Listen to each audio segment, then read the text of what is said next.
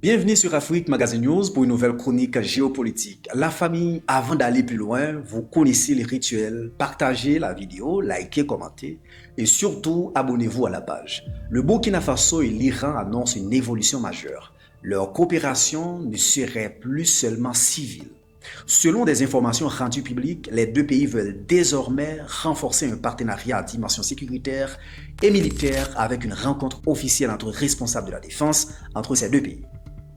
Une visite aurait eu lieu à Téhéran avec des échanges au plus haut niveau sur la coopération stratégique. Et cette annonce provoque déjà des réactions dans plusieurs chancelleries, notamment en Occident. Depuis 2023, Ouagadougou et Téhéran entretiennent des contacts présentés comme civils. Mais le contexte régional et international a changé. Au Sahel, la reconfiguration sécuritaire s'accélère. Les États cherchent à diversifier leurs partenaires. L'Iran, de son côté, c'est très important, cherche à élargir son réseau d'alliés hors du bloc occidental, surtout dans un climat de tensions et de sanctions. Donc ce rapprochement s'inscrit dans une dynamique plus large, la montée en puissance d'un axe de coopération sud-globale hors des circuits traditionnels occidentaux.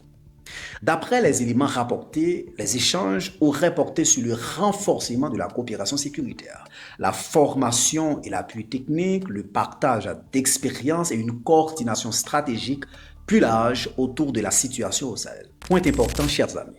Dans certains récits officiels iraniens, le Sahel apparaît comme un espace géopolitique central et le Burkina Faso comme un partenaire clé. C'est ici que l'analyse devient très intéressante. Pourquoi ce tournant maintenant? Parce que les intérêts se croisent. Côté Iran, Téhéran veut renforcer ses relais géopolitiques. Il cherche des partenariats hors du bloc occidental. Il veut désormais montrer qu'il n'est pas isolé. Côté du Burkina Faso, Ouagadougou veut élargir ses options. Il cherche des solutions de sécurité adaptées à son terrain. Il veut éviter une dépendance envers un seul partenaire. Donc le timing n'est pas neutre. C'est une décision stratégique. Ce rapprochement peut avoir trois effets principaux. Premièrement, la diversification militaire. Après d'autres partenariats, l'Iran entre dans l'équation.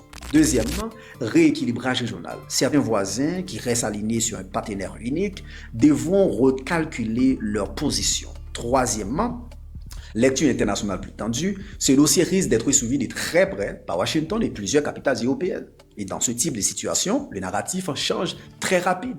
Ce qui est présenté comme coopération pour les uns peut être décrit comme menace par les autres. Il faut tenir les deux idées en tête. Oui, la diversification peut être vue comme un choix de souveraineté. Un État choisit ses partenaires selon ses propres intérêts, mais oui, il y a aussi un risque de crispation internationale, car l'Iran est un acteur très sensible, très puissant et très controversé dans les rapports de force internationaux.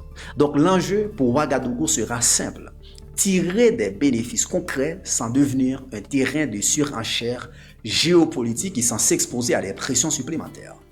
En résumé, une chose est certaine, le Burkina Faso et l'Iran semblent ouvrir une nouvelle phase de coopération.